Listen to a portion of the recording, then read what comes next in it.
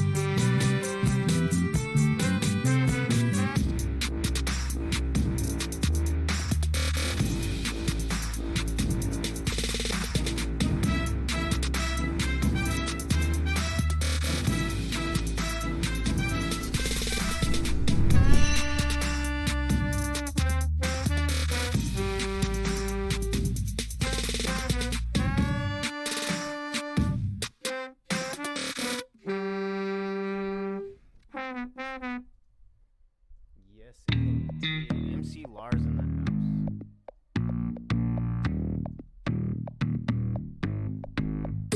house. Well, I heard this dude named Schrodinger put cats inside a box. Someone please call PETA. That's quite unorthodox. It's the Heisenberg uncertainty principle all in effect. Zombie cats, both alive and dead. Well, what did you expect? When deciphering the binary, the waveform goes away. If you measure probability of specific quantum states, you can't know a priori how an atom might behave. Yet through this observation, the universe is changed. What?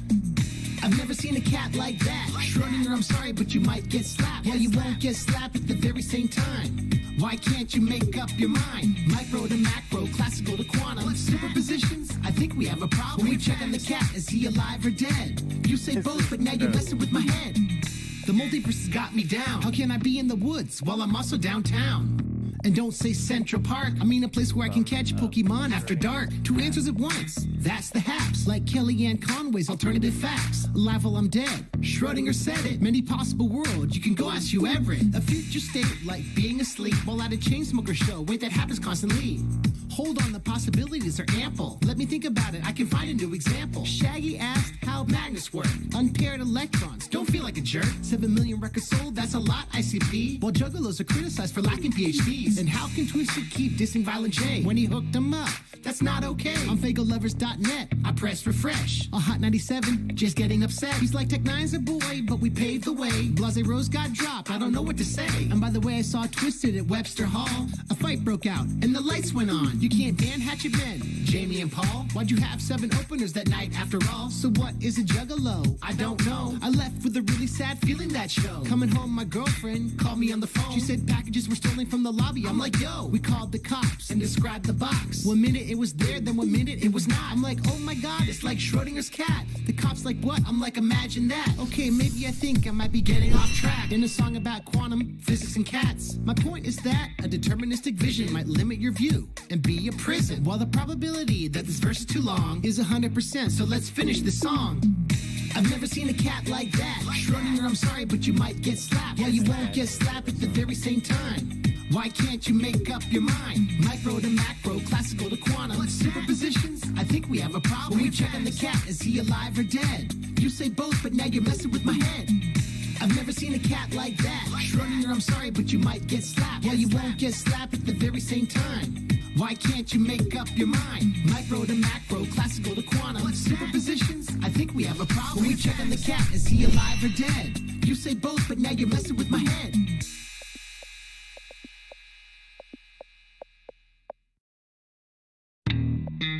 Schrodinger's Cat by MC Lars.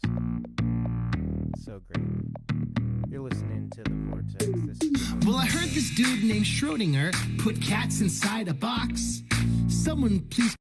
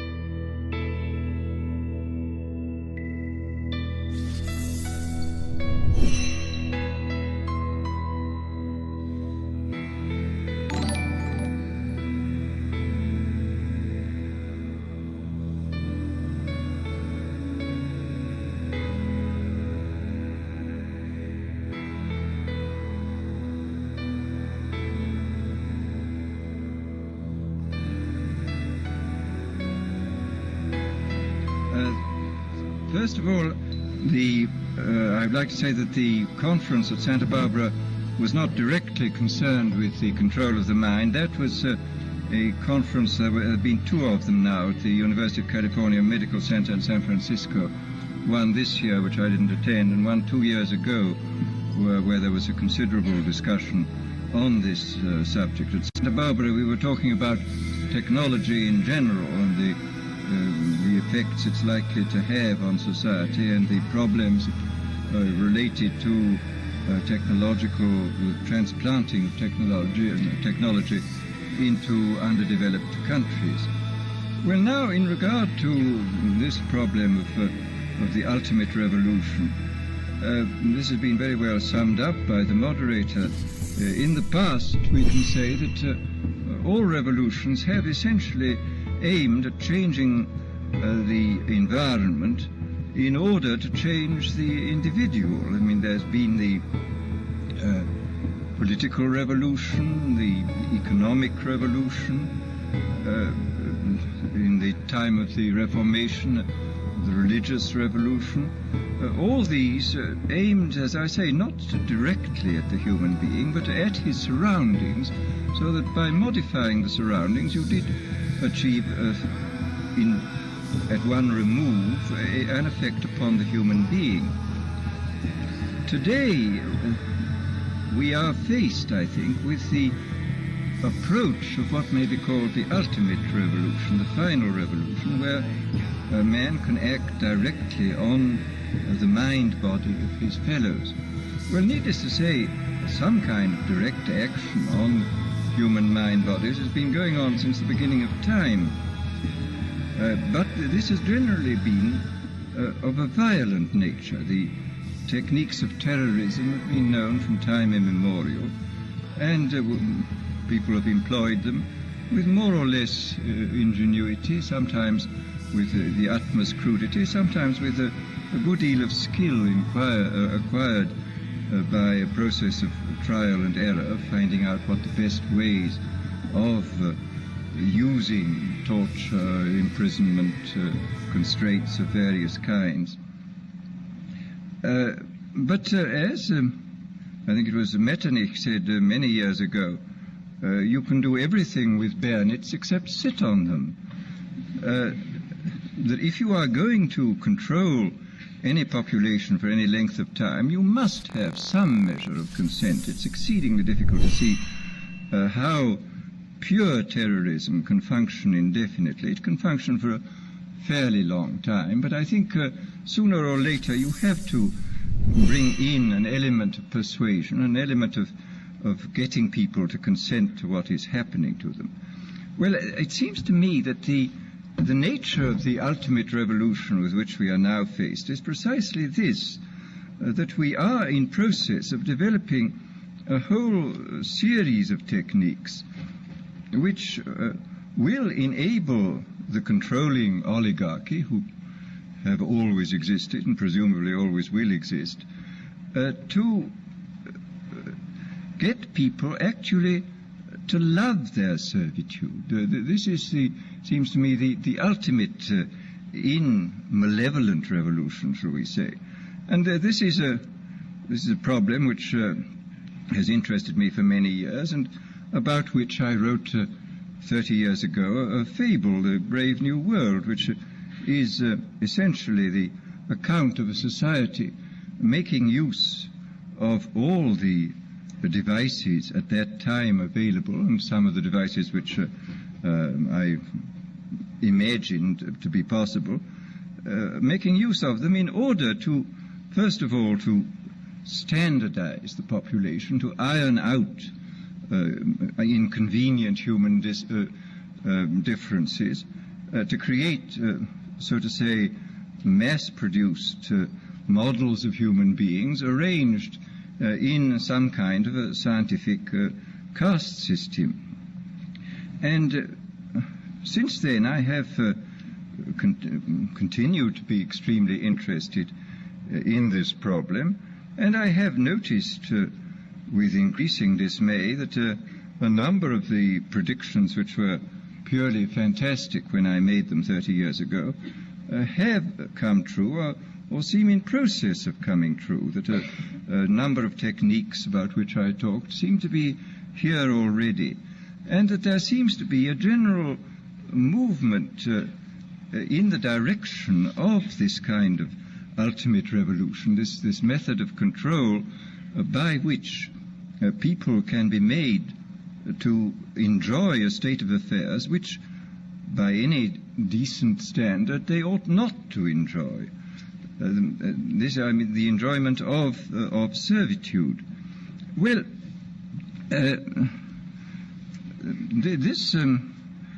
this process, as I say, has gone on for over the years, and I become more and more interested in what is happening. And here I would like briefly to compare the parable of Brave New World with another parable which was put forth more recently in George Orwell's book, 1984. Orwell wrote his book between 45 and 48. At the time, this process, as I say, has gone on for over the years, and I become more and more interested in what is happening. And here I would like briefly to compare the parable of Brave New World with another parable which was put forth more recently in George Orwell's book, 1984. Orwell wrote his book between 45 and 48, at the time when the Stalinist terror regime was still in full swing, and just after the collapse of the Hitlerian terror regime. And his book, which I admire greatly, it's a book of very great talent and extraordinary ingenuity,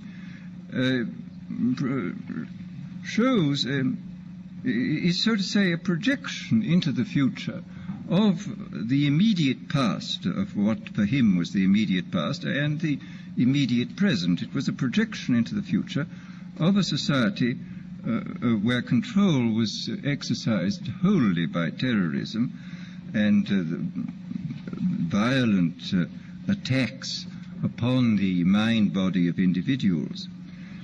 Whereas my own book, which was written in 1932, when there was only a mild dictatorship in the form of Mussolini in existence, was not overshadowed by the idea of terrorism, and I was therefore free in a way which Orwell was not free, to think about these other methods of control, these non-violent methods.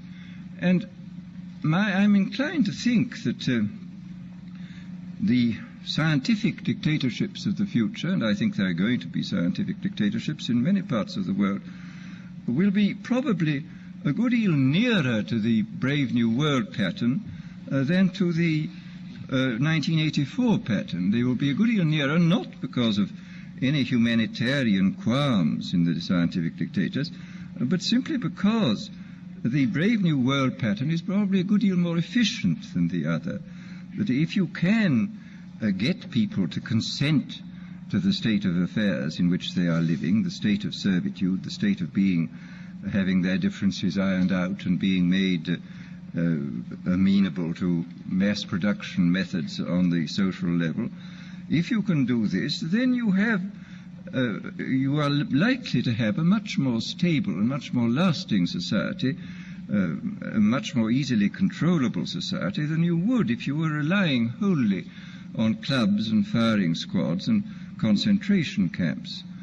So that my own feeling is that the 1984 picture was tinged, of course, by the immediate past and the present in which Orwell was living, but that the past and present of those years does not represent, I feel, the likely trend of what is going to happen. Needless to say, we shall never get rid of terrorism. This will always find its way to the surface. But I think that insofar as dictators become more and more scientific, more and more concerned with a technically perfectly running society, they will be more and more interested in the kind of techniques which I imagined and described from existing realities in Brave New World. So that it seems to me then that this ultimate revolution is really not very far away, that we already a number of the techniques for bringing about this kind of control are here, and it remains to be seen when and where and by whom they will first be applied in any large scale. And first, let me talk about a little bit about the improvement even in the techniques of terrorism. I think there have been improvements. Pavlov, after all, made some extremely profound observations, both on animals and on human beings, and he found, among other things, that conditioning techniques applied to animals or humans